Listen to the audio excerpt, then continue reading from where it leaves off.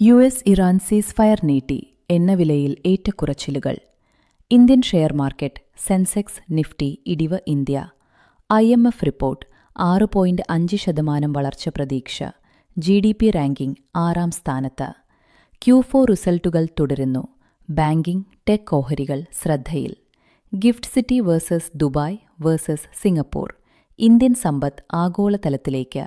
Kerala business, critical minerals, defence. Tech hub, ലക്ഷ്യം ആഗോള വിപണികൾ. US ഫ്യൂച്ചേഴ്സ് ഉയർച്ച. ബുക്കർമാൻ ബിസിനസ് ന്യൂസിലേക്ക് സ്വാഗതം. ഞാൻ Devika, digital presenter. Iran ceasefire നീട്ടി, എണ്ണവിലയിൽ ഏറ്റക്കുറച്ചിലുകൾ.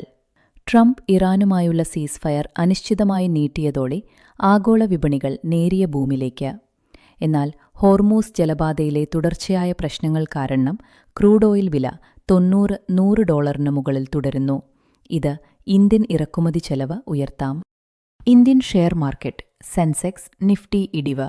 ഇന്നലെ സെൻസെക്സ് 800-850 പോയിന്റുകൾക്ക് മുകളിൽ ഇടിഞ്ഞ് 24,200 ലെവലിന് താഴെ നിഫ്റ്റി ക്ലോസ് ചെയ്തു. ഓയിൽ വില ഉയർച്ചയും ആഗോള അനിശ്ചിതത്വവും കാരണം ഇന്ന് ഓപ്പണിംഗ് ജാഗ്രതയോടെയായിരിക്കും. ഇന്ത്യ IMF റിപ്പോർട്ട് 6.5% വളർച്ച പ്രതീക്ഷ. GDP റാങ്കിംഗ് 6-ാം സ്ഥാനത്ത്. IMFന്റെ ഏപ്രിൽ 2026 ഔട്ട്ലുക്ക് പ്രകാരം ഇന്ത്യയുടെ വളർച്ചാ നിരക്ക് 6.5% ഉയർത്തി. എന്നാൽ നോമിനൽ GDPയിൽ ജപ്പാനും UKയും പിന്നിലാക്കി 6-ാം സ്ഥാനത്തേക്ക് താഴ്ന്നു.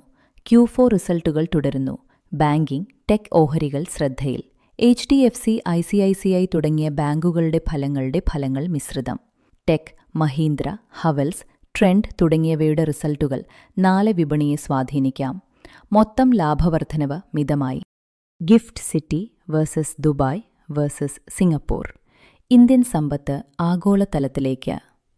ഇന്ത്യൻ ധനികർ വിദേശ നിക്ഷേപ കേന്ദ്രങ്ങൾ തിരഞ്ഞെടുക്കുമ്പോൾ ഗിഫ്റ്റ് സിറ്റിയുടെ മത്സരശേഷി ഉയരുന്നു. ഏപ്രിൽ 26 വരെയുള്ള ET വീക്ക്ലി എഡിഷനിൽ വിശദമായി. ആഗോള വിപണികൾ.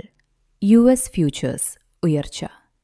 ട്രംപിന്റെ സീസ്ഫയർ നീട്ടൽ കാരണം വാൾസ്ട്രീറ്റ് നീറ്റ് ക്ലോസ് ചെയ്തു.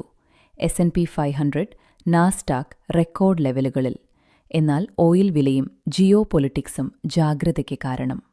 ഇന്നത്തെ മാർക്കറ്റ്. ഓയിൽ വിലയിലെ മാറ്റങ്ങളും US ഇറാൻ ടോക്കുകളും പ്രധാനം.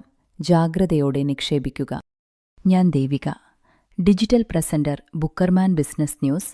വീണ്ടും നാളെ രാവിലെ 7:30 കാണാം. Have a great day.